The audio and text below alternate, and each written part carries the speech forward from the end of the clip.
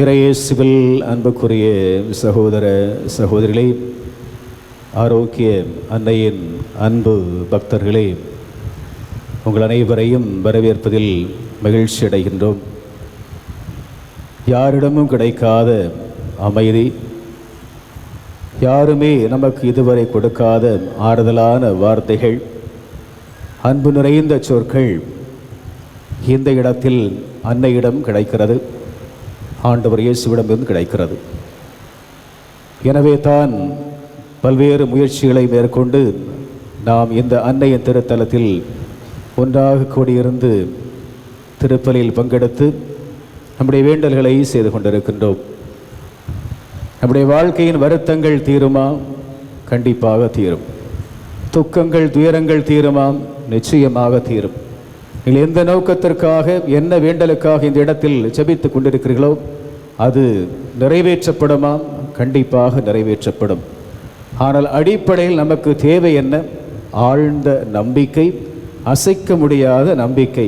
என் ஆண்டவர் என்னை நலமாக்குவார், என் ஆண்டவர் என்னை குணப்படுத்துவார், ஆண்டவர் தேற்றுவார், எனக்கு ஆறுதலான வார்த்தைகளை சொல்லி என் வாழ்க்கையில் மாற்றங்களை ஏற்படுத்துவார் என்ற உயிருள்ள நம்பிக்கை நமக்குள் இருக்கும் என்று சொன்னால் இந்த இடத்தில் நாம் ஜெபம் செய்வதும் பொருள் உள்ளதாக இருக்கிறது, அர்த்தம் நிறைந்ததாக இருக்கிறது.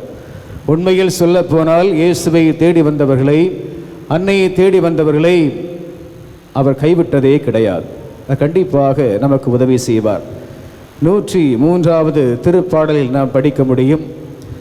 தாவீது அரசன் கடவுளை இவ்வாறு போற்றி புகழ்வார்: என் ஆண்டவரே, என் முழு உள்ளம் உம்மை போற்றுகிறது, என் உயிரே உம்மை எப்பொழுதும் வாழ்த்தி போற்றுகிறது. ஏனென்றால் நீர் நான் படுகொலில் இருந்த பொழுது எனக்கு வாழ்வை தந்தீர். என் குற்றங்களை மன்னிக்கிறீர், என் பாவங்களை மன்னிக்கிறீர், என் நோயிலிருந்து எனக்கு விடுதலை தருகிறீர், என் வாழ்நாளெல்லாம் எனக்கு நிறைவை தருவீர், என்னை மகிழ்ச்சி ஊட்டுவீர் என்ற அந்த எண்ணத்தோடு விசுவாசத்தோடு கடவுளை போற்றி புகழ்வதை பார்க்க முடியும். நம்முடைய அன்றாட வாழ்க்கையிலும் நாம் இந்த நாளில் இந்த ஆண்டவரை போற்றுவதற்கு ஏற்ற நல்ல இதயத்தோடு வந்திருக்கிறோம். ஏனென்றால் அவரால் அன்றி எதுவுமே நன்மைகள் நமக்கு நம்முடைய வாழ்க்கை நடப்பதற்கு வாய்ப்பே இல்லை. ஆறுதல் கிடைக்க வேண்டும் என்று நினைக்கக்கூடிய நாம் என்ன முடிவுகளை கொண்டு இந்த இடத்தில் வந்திருக்கிறோம். நேற்றைய தினத்தில் ஒரு சகோதரனை பார்ப்பதற்கு வாய்ப்பு கிடைத்தது. நம்முடைய கத்தோலிக்க சபையை சாராதவர், பிரிவினை சபையை சார்ந்தவர்.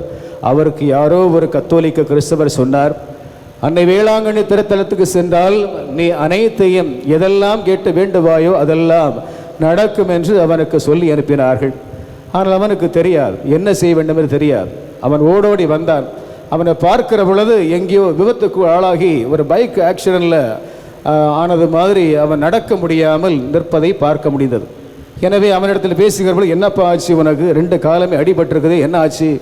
அது வேற ஒன்றும் இல்லை ஃபாதர், காலையில் இருந்து சாயங்காலம் வரைக்கும் இந்த சுட்ட வெயிலில் மாதா குளம் வரைக்கும் நான் முழந்தாள் படியிட்டு ஒவ்வொரு இடமாக ஒரு ஜெபத்தை செய்து நான் அந்த இடத்திற்கு சென்றேன் என்று சொன்னான். ஒருவேளை அதை நான் பார்ப்பதற்கு பெருமையாக இருந்தாலும் அவனிடத்தில் சில கேள்விகளை நான் கேட்டேன். இந்த அன்னையானவள் உன்னை அசிங்கப்படுத்தி இல்லை காயப்படுத்தி அற்புதங்களை செய்ய விரும்புவதில்லை. இந்த இடத்தில் அவள் செய்வாள், ஆண்டவர் செய்வார். ஆனால் என்ன செய்ய வேண்டும் என்றால் உன்னுடைய நம்பிக்கையிலே குறைபாடு இருக்கக்கூடாது. நீ அவர் மீது வைத்திருக்கக்கூடிய விசுவாசத்து கடுகளவும் குறைவுபடாமல் அவரை முழுமையாக ஏற்றுக்கொள்ள வேண்டும். முழந்தாள் படியிட்டு கால்களிலே காயங்களோடு வந்து நிற்பதால் அதை பார்த்து பரிதாபப்பட்டு இந்த அன்னையானவள் உன் மீது இறக்கப்பட மாட்டார். ஆண்டவரும் அதை எதிர்பார்க்கவில்லை. ஆண்டவர் எதிர்பார்ப்பதெல்லாம், என் ஆண்டவர் எதிர்பார்ப்பதெல்லாம் உன்னுடைய உள்ளத்தில் நல்ல மாற்றம், மனதில் மாற்றம், உள்ளத்தில் அழுக்கான சிந்தனைகளை வைத்து வைராக்கியத்தோடு கோபத்தோடு சுயநலத்தோடு நீ வாழ்வீர் என்று சொன்னால் இப்படி செய்தாலும் எந்த பயனும் கிடைக்காது. அப்பொழுது நான் என்ன செய்ய வேண்டும் ஃபாதர்? நீங்கள் ஒன்றுமே செய்ய வேண்டாம். உன்னுடைய துக்கத்தை துயரத்தை அறிந்தவராய் இருக்கக்கூடியவள் இந்த தாய் அமைதியாக இருந்து, இதோ நான் வந்திருக்கிறேன், நான் உங்களுக்காக என்ன செய்ய வேண்டும்? ஆண்டவர் கற்றுத்தந்ததெல்லாம் தன்னை அன்பு செய்வதற்கும் பிறரை அன்பு செய்வதற்கும் தான் கற்றுக் கொடுத்திருக்கிறார். தனக்காக வாழக்கூடிய யாருக்குமே அவர் ஆற்றலை தந்ததில்லை, வலிமையை கொடுத்ததில்லை. இதை நன்றாக புரிந்து கொள்ள வேண்டும். உன்னை முடமாக்கி, உன்னை சப்பானியாக்கி, உன்னை இல்லாமல் ஆக்கி உனக்கு ஒரு உதவியை செய்வதற்கு ஆண்டவர் விரும்புவதில்லை என்று சொன்ன பொழுது கண்களிலே கண்ணீரோடு, இனி நான் அப்படி செய்ய மாட்டேன், நான் நன்மை செய்ய விரும்புகிறேன், இறை வார்த்தையை படித்து தியானிக்கிறேன், அவர் சொல்லக்கூடிய கட்டளைகளுக்கு கீழ்ப்படிந்து அவருக்கு சாட்சியாக வாழ ஆசைப்படுகிறேன், உதவிக்கு நன்றி என்று சொல்லி அந்த இடத்தை விட்டு சென்ற பொழுது உண்மையிலே மகிழ்ச்சியாக இருந்தது. அன்புக்குரியவர்களே, இந்த நற்செய்தி வாசகத்தில் நாம் படிக்கிறோம், நம் ஆண்டவர் இயேசு முடக்குவாதமுற்ற ஒரு மனிதனை பார்த்து, மகனே துணிவோடு இரு, உன் பாவங்கள் மன்னிக்கப்பட்டன என்று அவனுடைய பாவங்களை மன்னிக்கிறார். 4 பேர், சில பேர் அவரை தூக்கி கொண்டு வந்து ஆண்டவருக்கு முன்னால் நிறுத்துகிறார்கள். கூட்டம் அதிகமாக இருப்பதினால் இயேசுவை பார்க்க முடியவில்லை. எனவே மேற்கூரையை பிரித்து அந்த மனிதனை கூரை வழியாக இயேசுடைய முன்பாக இறக்கக்கூடிய சூழலை பார்க்கிற பொழுது இயேசு வியந்து போகிறார். அந்த 4 பேரை பார்த்து அவர் பெருமைப்படவில்லை. ஆனால் அந்த கட்டிலே முடக்குவாதமுற்ற மனிதன் எந்த பயமும் இல்லாமல் இந்த 4 பேரை அவன் தூண்டியிருக்கிறான்.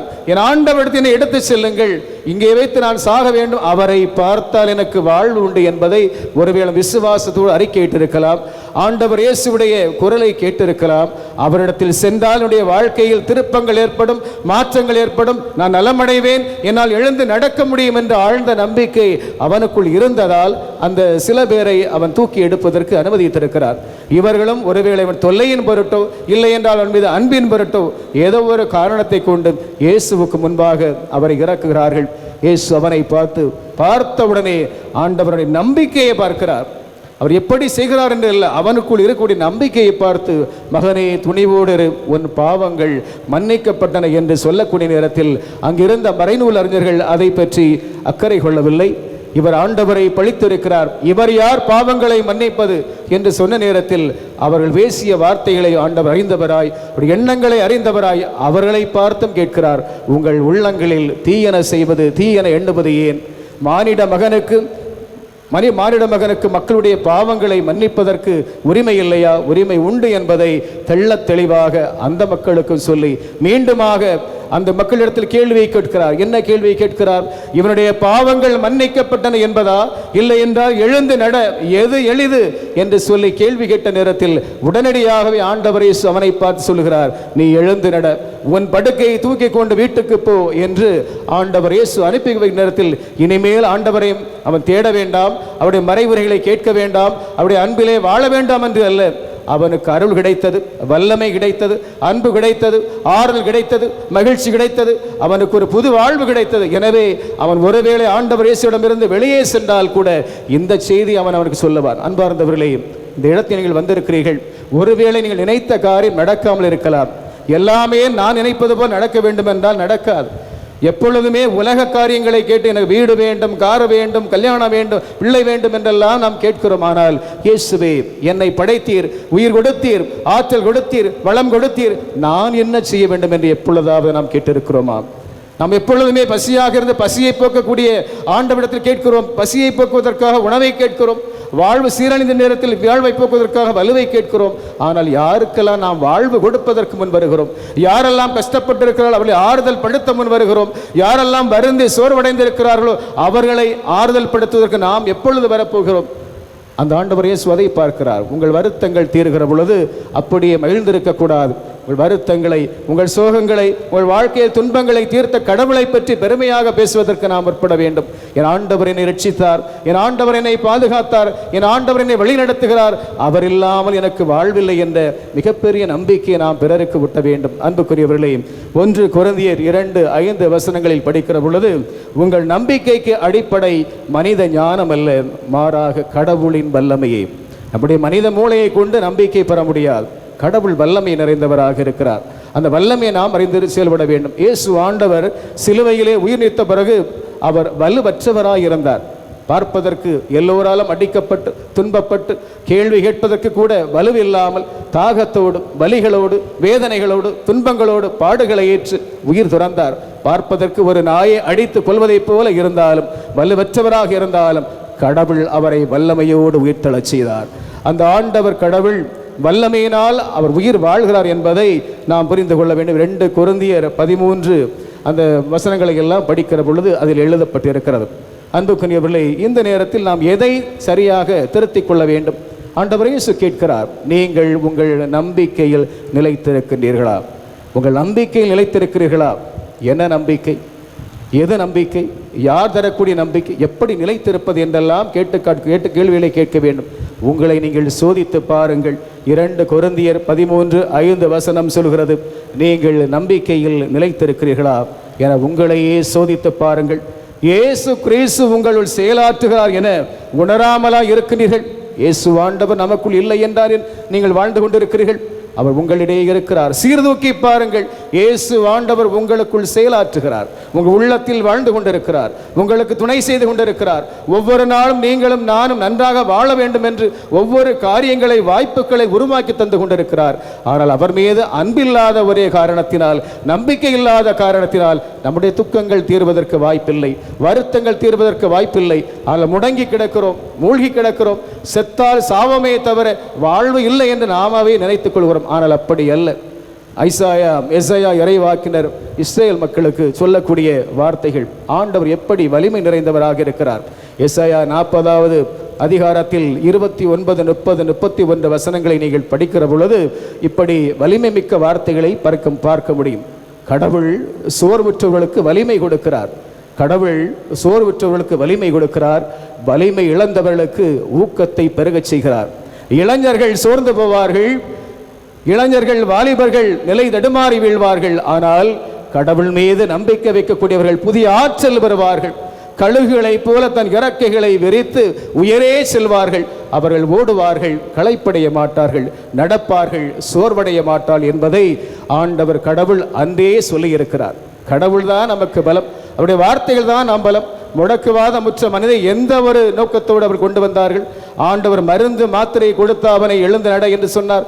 ஒரே ஒரு வார்த்தை, ஒரே ஒரு பார்வை எப்படி ஏற்பட்டது? வல்லமையினால் நிறைந்திருந்தார், அருளில் நிறைந்திருந்தார். கடவுளால் இயலும் அன்பார்ந்தவர்களை, ஒருவேளை மனிதர்களால் இது ஆகாது நினைக்கலாம். உங்கள் கடன் தொல்லைகளை கண்டு நீங்கள் முடங்கி போகலாம், வாழ்க்கையில் செத்தோமே நினைக்கலாம், உங்களுக்கு உறவுகள் இல்லை என்று நினைக்கலாம், நோய்வாய்ப்பட்டு கஷ்டப்பட்டு இனிமேல் வாழ்க்கை வாழ்வதே வீண் நினைக்கலாம், நிம்மதி இழந்து, உறவிலே உண்மை இழந்து, வாழ்க்கையிலே வாழ்வதே வீண் என்று ஒருவேளை நீங்கள் வெறுமையாக வாழலாம். ஆனால் ஆண்டவர் இயேசுடைய வார்த்தைகள் உயிருள்ள வார்த்தைகள். அவருடைய பிரசன்னம் திருவொளி தரக்கூடிய பிரசன்னம், அருள் பிரசன்னம். அவரை நம்பி வாழக்கூடிய யாவருக்குமே நன்மைகள் தான் நடக்குமே தவிர எந்த தீமைகளும் நடப்பதற்கு வாய்ப்பை என்பதை நாம் உணர்ந்து கொள்ள வேண்டும். எசையா 41, 17, 20, 21 வசனங்களை படிக்கிற பொழுது, ஏழைகளும் வறியவர்களும் நீரை தேடுகின்றார்கள், ஆனால் நீர் கிடைக்கவில்லை. தாகத்தோடு வறண்டு போகின்றார்கள். அப்பொழுது கடவுளை தேடுகிற பொழுது ஆண்டவர் கடவுள் இவ்வாறு அந்த ஏழை எளியவர்களுக்கு பதில் தருகிறார். நான் உங்களுடைய கடவுள், நான் உங்களுடைய ஆண்டவர், எனவே உங்களுக்கு நான் பதிலளிப்பேன். இஸ்ராயலை கடவுளாகிய நான் உங்களை கைவிட மாட்டேன் என்று சொல்லி ஆறுதலான வார்த்தைகளை சொல்கிறார். ஒருவேளை உணவுக்கு கஷ்டப்பட்ட, அந்த நீருக்கு கஷ்டப்பட்ட அந்த மக்களுக்கு என்ன புதுமையை செய்கிறார் என்று சொன்னால், பொட்டல் மேடுகளை பிளந்து ஆறுகளை தோன்றச் செய்வேன், பள்ளத்தாக்குகளை நீரூற்றுகள் புறப்பட செய்வேன், பாலை நிலத்தை நீர் தடாகங்களாக மாற்றுவேன், வறண்ட நிலத்தை நீர் சுனைகளாக மாற்றுவேன் என்று ஆண்டவர் இயேசு முடியாத காரியத்தை முடியும் என்று செய்கிறார். அப்படி ஒரு டம்ளர் தண்ணிக்கு கூட இவ்வளவு பெரிய காரியத்தை செய்யக்கூடிய கடவுள் என் வாழ்க்கையில் நம்பிக்கையோடு நான் சேருவோம் எனக்கு செய்ய மாட்டாரா என்று கேட்டு பாருங்கள். நிச்சயமாக செய்வார். இந்த இடம் புனிதமான இடம், அன்னை மரியாள் காட்சி கொடுத்த இடம்.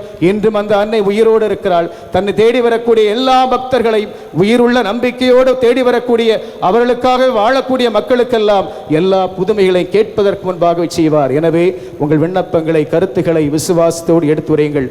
எந்த நிலையிலும் நாம் எந்த நிலை குழம்ப வேண்டாம். தெளிவான இதயத்தோடு சாக வேண்டும் என்ற நிலை மாறி வாழ வேண்டும் என்ற ஆசை கொண்டு, கடவுள் எனக்கு பக்கபலமாக இருக்கிறார், அவர் என்னை அன்பு செய்கிறார், அவரால் அன்று எனக்கு வாழ்வில்லை என்று தனித்திருந்து ஜெபிப்போம். இயேசுவை போற்றுவோம், பெருமைப்படுத்துவோம். முடங்கி கிடக்கக்கூடிய அத்தனை காரியங்களையும் அவருக்கு சொல்லுவோம். எல்லா வளமும் எல்லா நலமும் ஆண்டவர் இயேசு நமக்கு தருவார். பக்க துணையாக இருந்து நமக்காக அவர் துணை செய்வார் என்ற ஆழ்ந்த நம்பிக்கையில் விண்ணப்பங்களை, கருத்துக்களை சொல்லி அன்னையிடம் சொல்லி இறைவேண்டல் செய்வோம். ஆமென்.